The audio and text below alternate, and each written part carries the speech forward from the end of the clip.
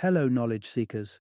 In this episode of 20-Minute Books, we delve into For a New Liberty by Murray Rothbard, a seminal work that has shaped the contours of libertarian thought. First published in 1973, this book presents a rigorous argument against the necessity of a central government, challenging the state's involvement in various aspects of life, including education and law enforcement. Rothbard's critique underscores the inefficiencies, overreaches, and ethical violations of governmental authority, laying a foundational critique that calls for a sweeping reevaluation of the role of the state in individual lives. Murray Rothbard, the author of this influential work, was a titan in the fields of political theory and economics. A distinguished professor and a proponent of the Austrian School of Economics, Rothbard was instrumental in developing the concept of anarcho-capitalism, a blend of classical liberalism and individualist anarchism. His involvement in the Libertarian Party during the 1970s and 80s, alongside his role in founding the Cato Institute, marks him as one of the pivotal figures in modern libertarianism. His bibliography, including notable titles like America's Great Depression, The Ethics of Liberty, and Man, Economy and State, cements his legacy as a critical thinker and a challenger of the status quo.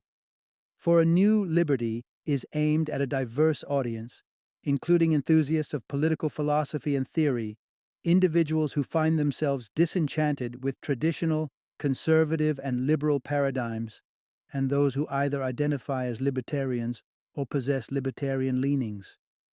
Rothbard's work invites readers into a provocative discourse on freedom, governance, and the inherent rights of the individual, making it a must-read for anyone invested in the ongoing conversation about the role and reach of government in the modern world.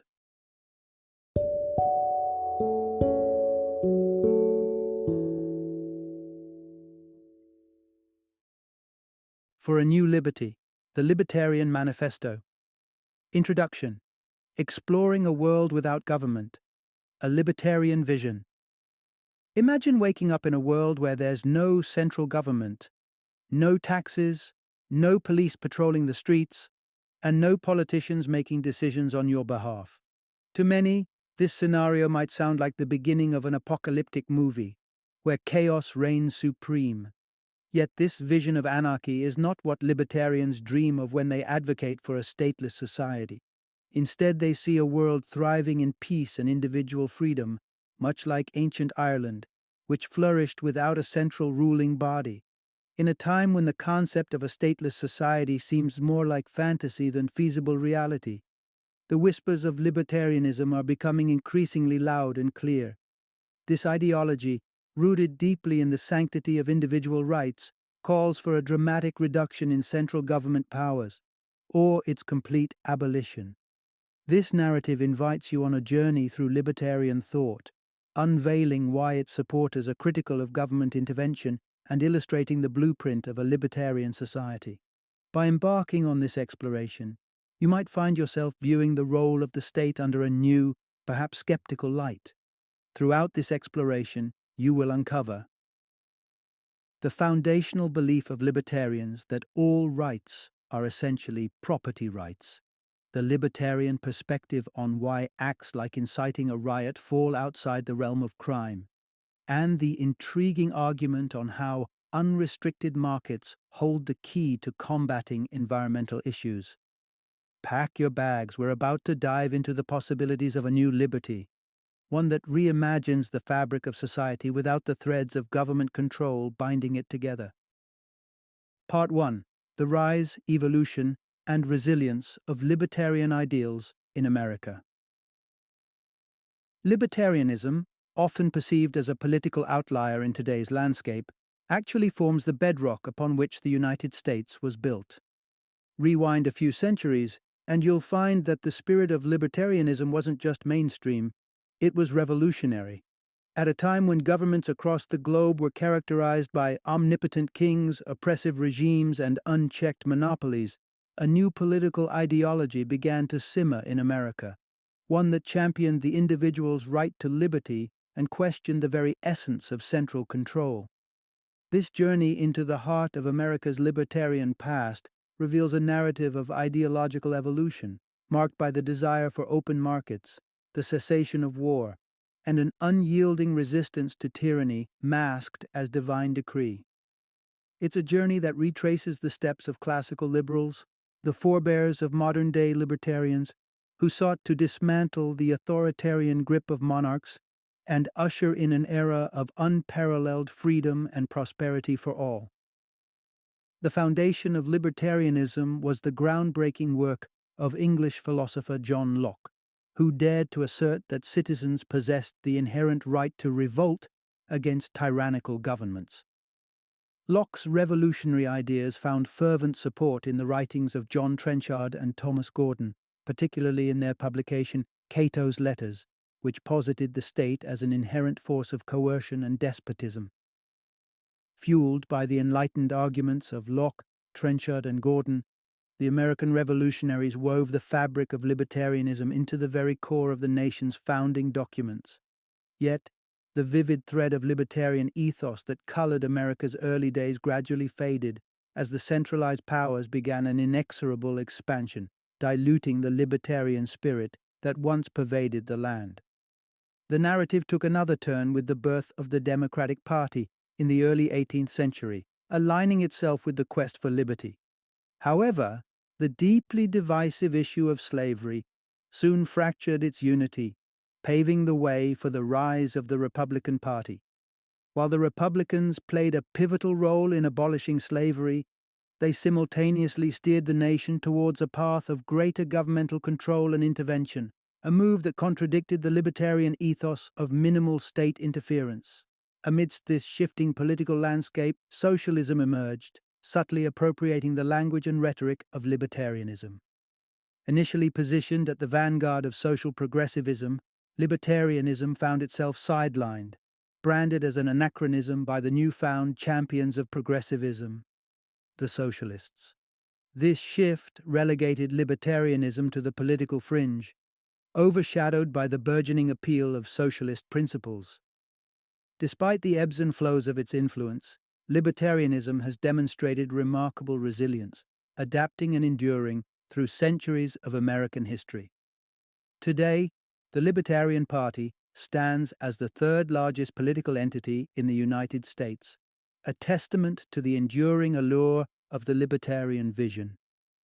A vision of a society where freedom reigns supreme, unencumbered by the heavy hand of centralized power. Part 2. Unraveling the core of libertarian thought, the non-aggression principle. At its heart, libertarianism champions a philosophy that vehemently opposes the initiation of force against individuals or their property, a standpoint encapsulated in the non-aggression principle. This foundational belief posits a simple yet profound rule: no person or collective should start or threaten violence against another. This principle not only condemns physical harm, but extends its protective arm over the sanctity of private property as well.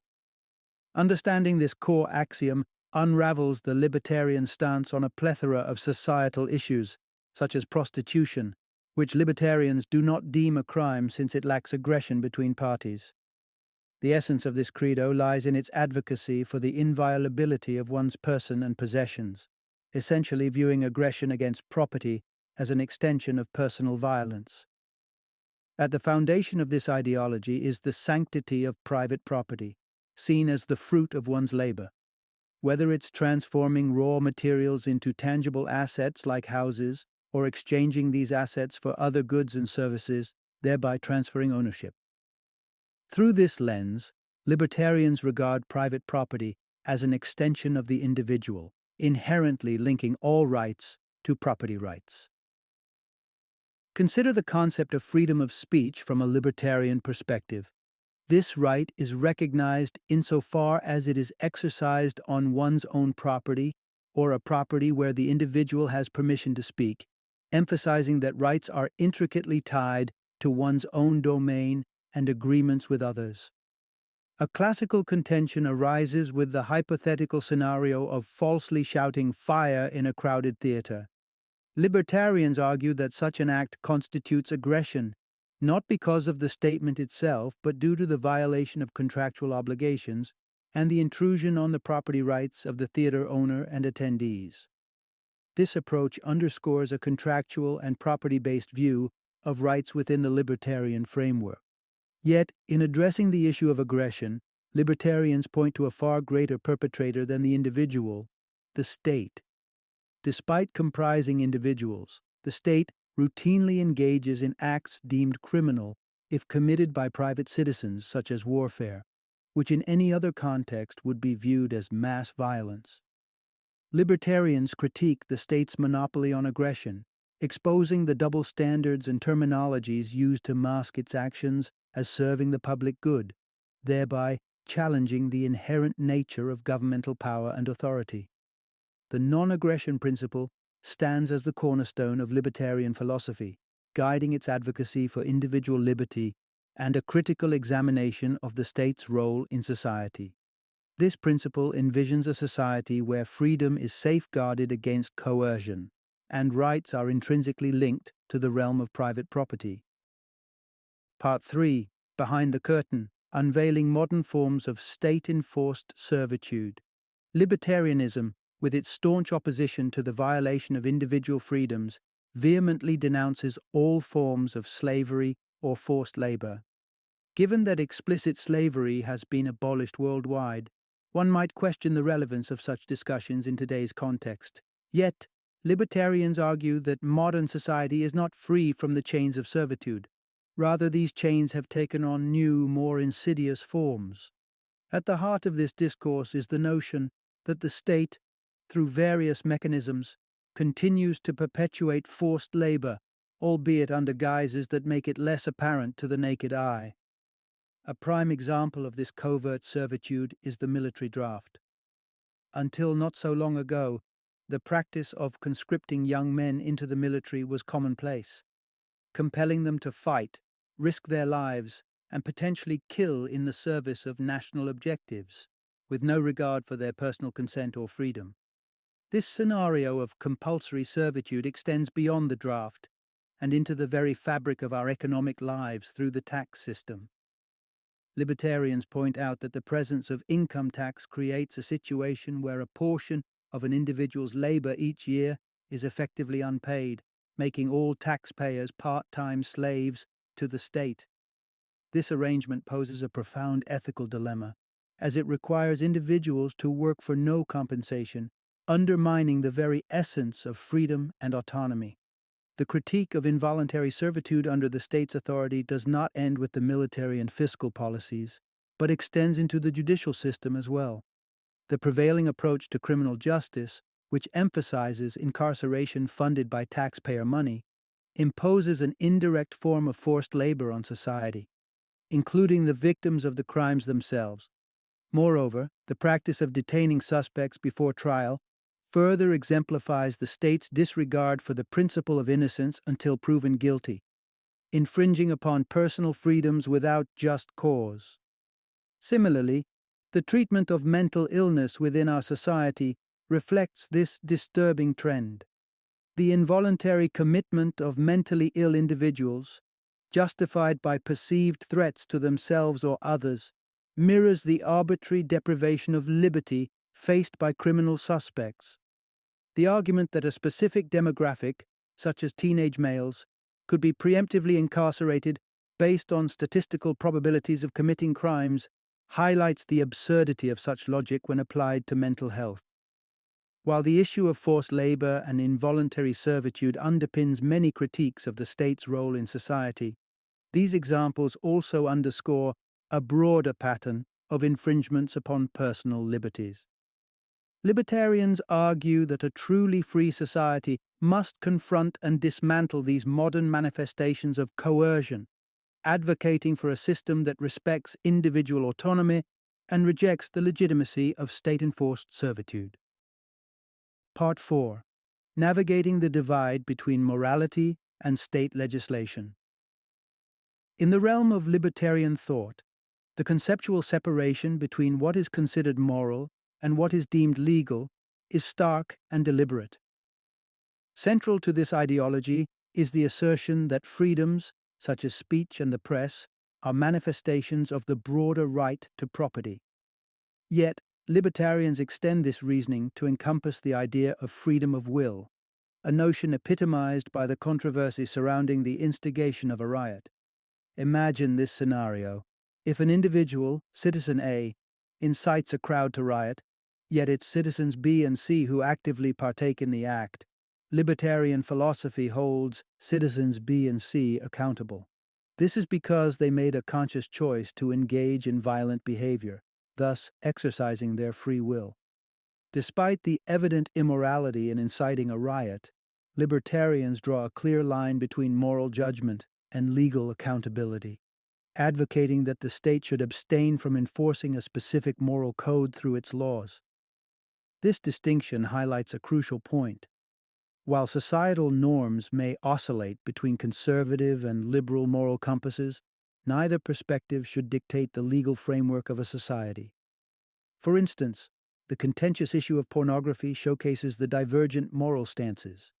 Where conservatives may push for its ban on moral grounds, liberals could champion its legality as a form of expression. However, in libertarian eyes, these debates over morality miss the mark, as the only legitimate legal transgressions are those that infringe upon the non-aggression axiom. Proceeding from this axiom, libertarians argue for the inviolable right of individuals to own their bodies and properties, thereby justifying the right to use weapons for self-defense. This stance becomes particularly poignant when considering proposals to restrict gun ownership, a policy often championed by liberals in the name of protecting the vulnerable.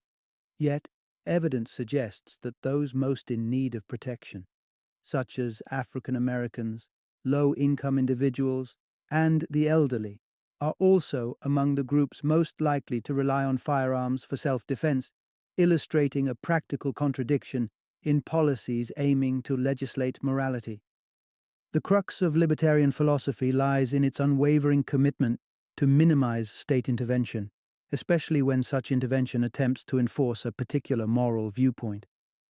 This approach raises significant questions about the role and scope of governmental involvement in various aspects of life, including education. When the state steps in to dictate moral standards, it invariably encroaches upon individual freedoms, setting the stage for a deeper exploration of the implications of state-led morality in education and beyond. Part 5. When state-run services do more harm than good.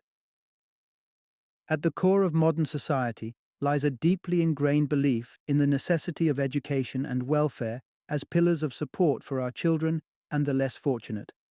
However, a closer look through the libertarian lens reveals a troubling portrait of state intervention, where well-intentioned programs often lead to unintended negative consequences for those they aim to aid. The journey into the realm of state-run education uncovers its not-so-progressive roots, dating back to the 1920s when Oregon passed a law eliminating private schools in favor of a unified state-controlled system.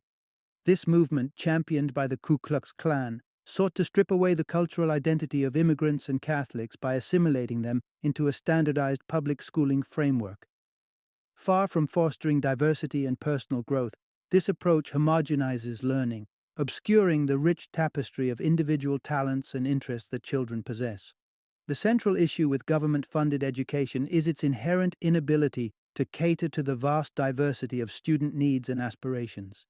Adults, recognized for their distinct personalities and proficiencies, are afforded the liberty to pursue careers that align with their individual capabilities. Yet, paradoxically, the education system corrals children into a generic, uniform curriculum, disregarding their unique abilities and predilections. Envision, for a moment, a landscape where education is privatized. This would empower parents to choose schools that resonate with their children's specific educational needs, be it religious instruction, innovative teaching methodologies, or specialized programs that align with their unique potential. The diversity of educational experiences would not only respect, but nurture the individuality of each child.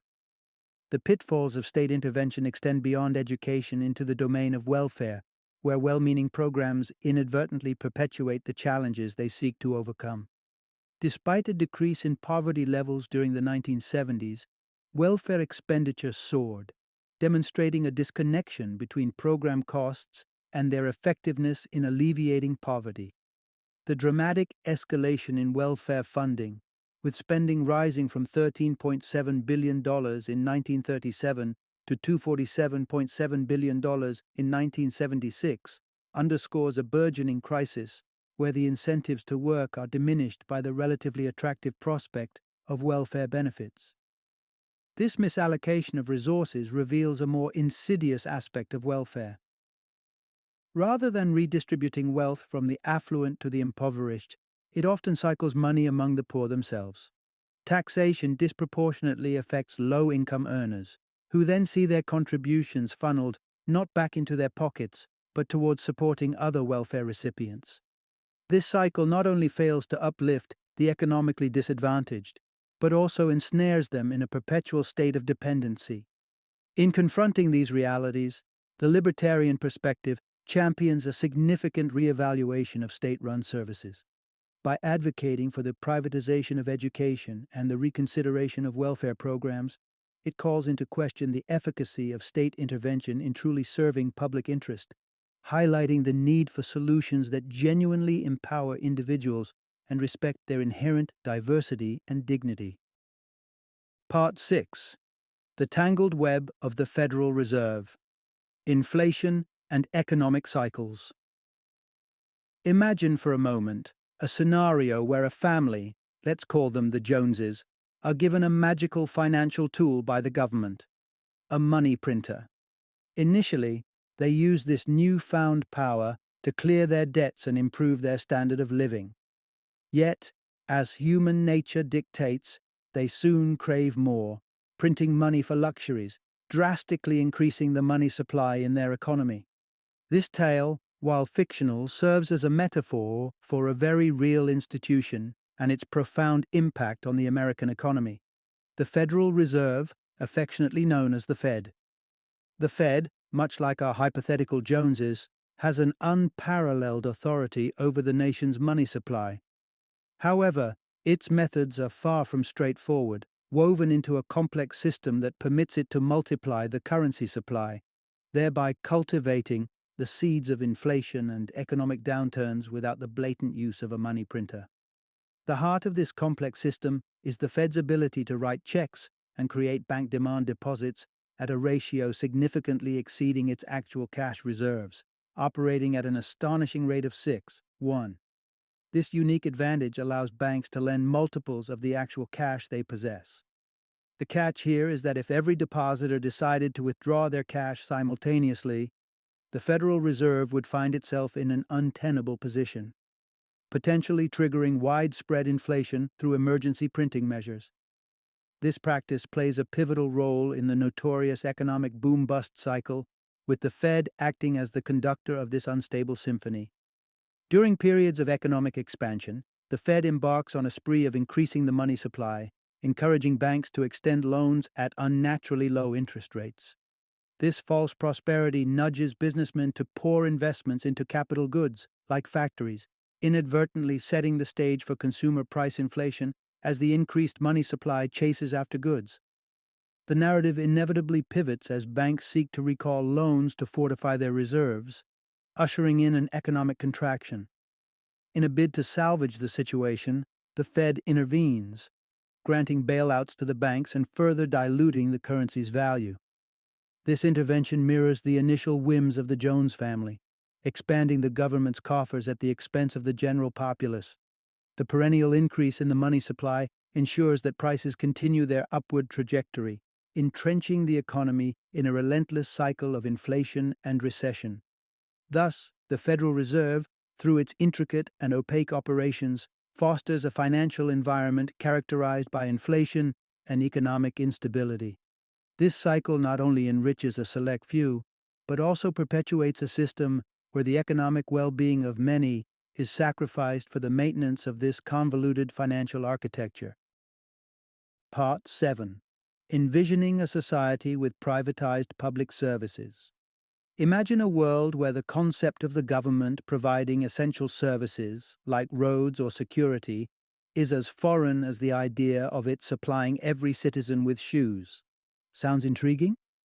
This is precisely the kind of society libertarians advocate for, a society where public sector roles are handed over to the private sector, fueled by a strong belief in the superior efficiency and quality that competition in the free market brings. The essence of this perspective rests on the conviction that streets, police forces, and judicial systems not only can, but should be privatized to foster more effective and accountable services. Let's delve into a scenario where this libertarian vision comes to life. In this envisioned society, all land, including the streets that weave through residential neighborhoods, becomes private property. Landlords might unite to buy and co-own specific areas, driven by the shared objective of enhancing the value of their investment. Their vested interest in their property's attractiveness and safety would naturally motivate them to maintain and secure the streets, ensuring they are both efficient for travel and vigilant against crime. But how would safety be ensured? Enter the concept of privately contracted police services.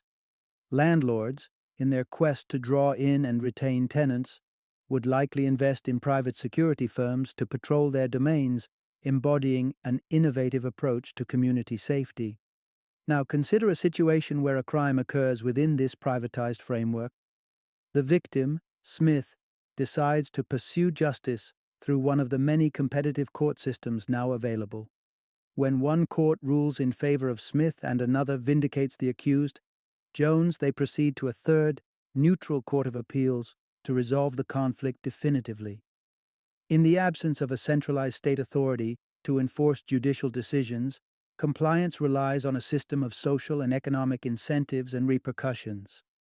If, for example, a businessman is adjudicated as a fraud and ignores the court's penalty, the resultant public knowledge would naturally tarnish his reputation, leading to a self-enforced exclusion from business circles. Through this lens, libertarians envision a society where the private sector's prowess in innovation, service delivery, and accountability directly replaces the traditional functions of the state.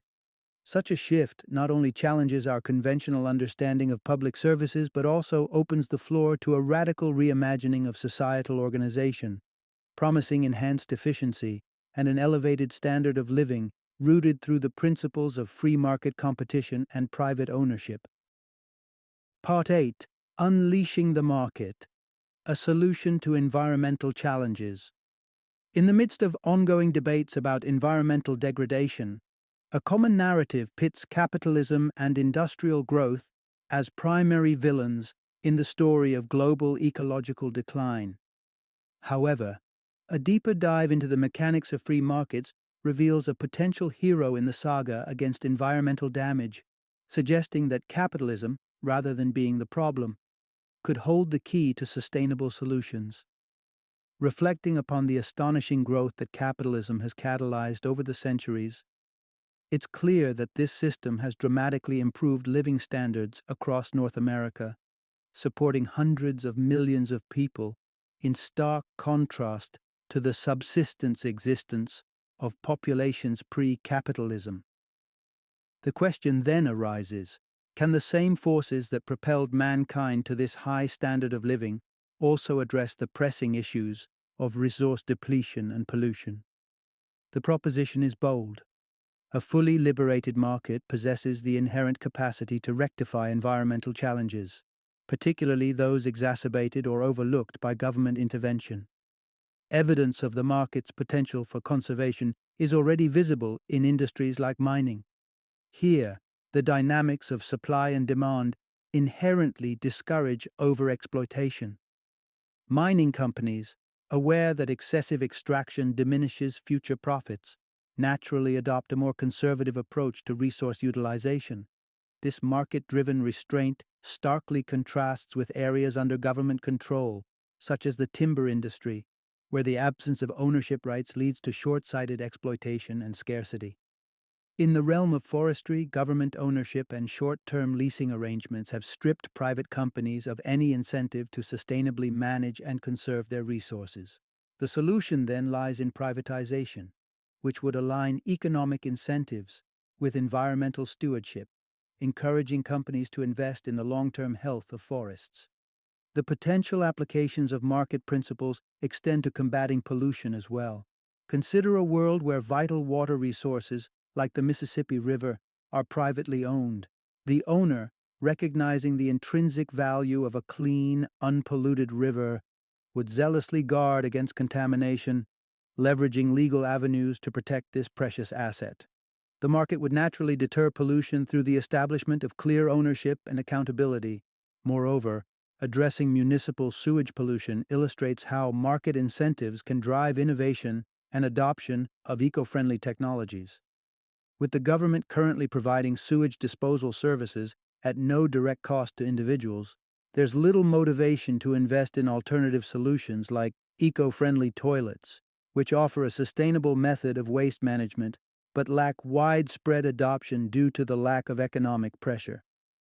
Through these examples, it becomes evident that unleashing the market's full potential offers a promising pathway to resolving environmental challenges.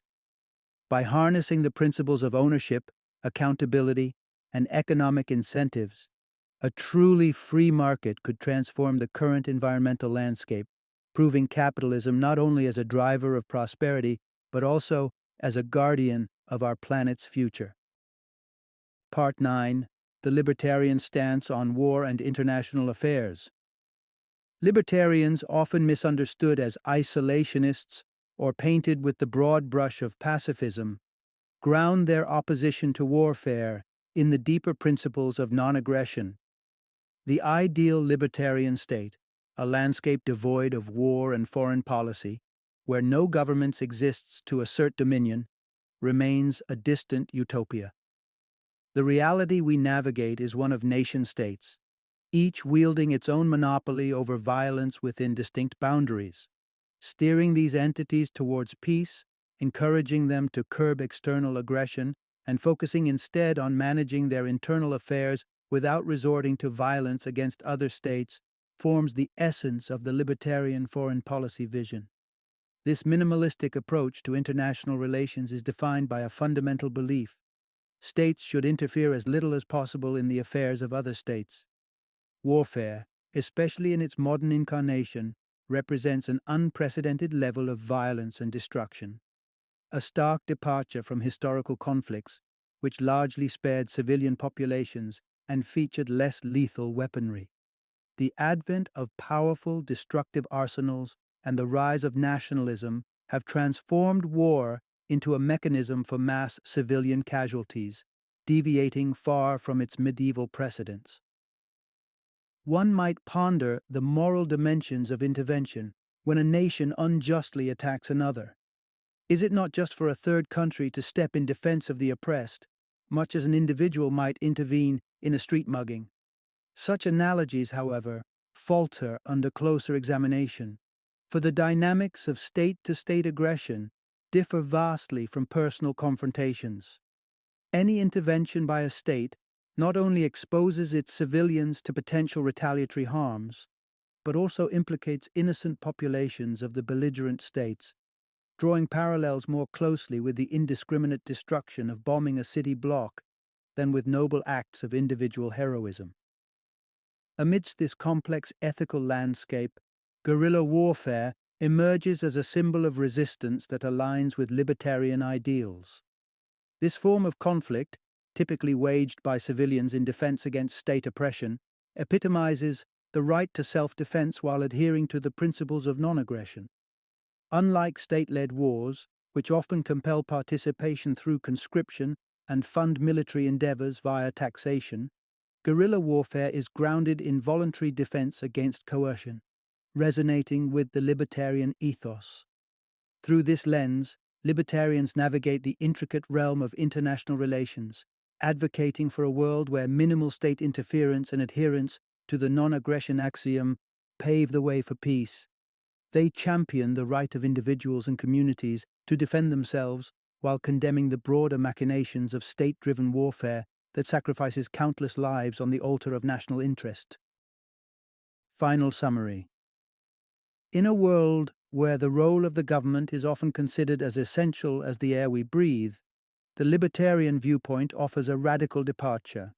challenging the very foundations of state authority and intervention. At the heart of this perspective is a critical examination of the state, perceived not as a guardian of public welfare, but rather akin to a highwayman who, under the threat of force, extracts wealth from its citizens, curtails individual freedoms, and obstructs the natural flow of free enterprise. Through the libertarian lens, the array of functions currently monopolized by the government, from law enforcement and judicial systems to education and environmental conservation, would not just survive but thrive under the auspices of privatization and unrestricted market dynamics. In this envisaged society, the principles of voluntary exchange, property rights, and non-aggression form the pillars of social organization, promising a landscape where services are tailored to meet the genuine needs and preferences of individuals rather than imposed through the coercive power of state machinery. Embarking on this thought experiment invites us to reimagine the possibilities of a society where freedom and liberty are not mere ideals, but living, breathing realities, fostered by the dissolution of state control and the flourishing of unrestricted markets.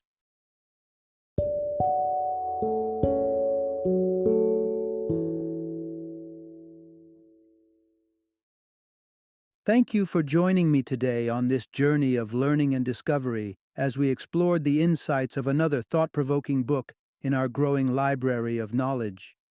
If you've enjoyed our time together, please take a moment to follow our podcast, give us a 5-star rating, and share 20-minute books with other knowledge seekers. Your support truly means a lot. Don't forget to join me again in the next episode, where we will delve into another enriching book. Until then, happy reading and happy listening.